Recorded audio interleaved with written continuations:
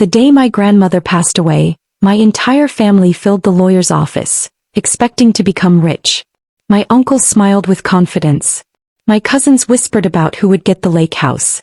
Even my older sister, Sophia, kept checking luxury car websites on her phone. I sat quietly in the corner. Grandma had always told me, kindness is worth more than money. When the lawyer finally opened the will, everyone leaned forward. The lake house goes to Michael. My uncle grinned. The vacation cabin goes to Sophia. She celebrated before the lawyer finished reading. The investment accounts will be divided equally. Everyone looked satisfied. Then the lawyer paused. And to Olivia. The room became silent. Your grandmother leaves one small brass key and a handwritten letter. Laughter filled the room. A key, my cousin mocked. Maybe it opens an old toolbox, another joked. Sophia smirked. Looks like Grandma forgot to leave you something valuable. I simply accepted the tiny envelope. Inside, Grandma had written only one sentence. Trust the key, not the people holding the money. I didn't understand what she meant. 3 days later, I visited the address written on the back of the letter. It led me to an old warehouse at the edge of town. The building looked forgotten. Dust covered every window. I almost turned around. Then I noticed a small metal door. The brass key fit perfectly. The lock clicked. Inside wasn't an empty warehouse. It was a beautifully restored workshop filled with handcrafted furniture, rare antiques, and shelves of detailed business records. An elderly man stepped forward. I've been waiting for you. My name is Henry. I worked with your grandmother for 25 years. He explained that Grandma secretly owned one of the country's most respected custom furniture businesses. She had hidden it from the family because she wanted the company to belong only to someone who valued hard work instead of easy money. Every document already carried my name. I was now the owner. Meanwhile, my relatives wasted no time spending their inheritance. My uncle bought a yacht. Sophia ordered a luxury sports car. My cousins invested in risky schemes they barely understood. They filled social media with expensive vacations and designer clothes. They believed they had won. 6 months later, reality arrived. The investments collapsed.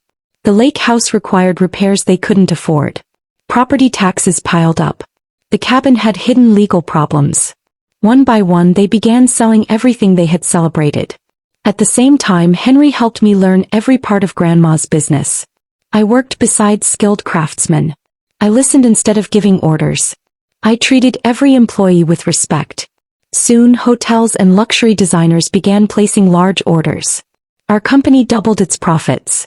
One afternoon, a business magazine published an article calling me one of the youngest successful entrepreneurs in the region.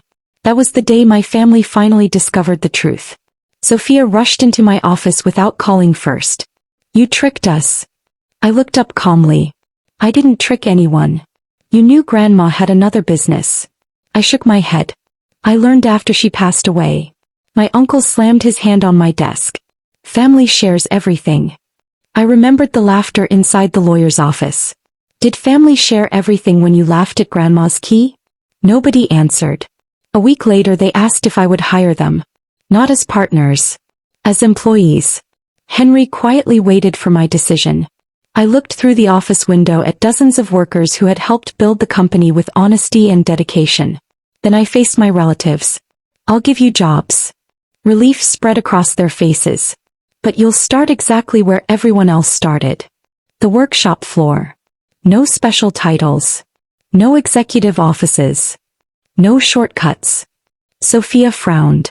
You expect us to work with our hands? I smiled gently. Grandma believed respect is earned, not inherited. They refused my offer and walked away. Months later, our company opened a training center for young people who wanted to learn skilled craftsmanship. We offered free classes, scholarships, and jobs to those willing to work hard. On opening day, I hung Grandma's brass key inside a glass display case. Beneath it was a small plaque with her final lesson. The greatest inheritance is not what opens a door. It's becoming the person worthy of walking through it. Visitors often stopped to read those words. Some smiled. Some wiped away tears. Every time I looked at that old key, I remembered the day my family laughed. They thought they had taken everything that mattered. But Grandma had already made her choice long before any of them entered the lawyer's office. In the end, they inherited money that disappeared. I inherited a purpose that kept growing. And that turned out to be the greatest revenge of all.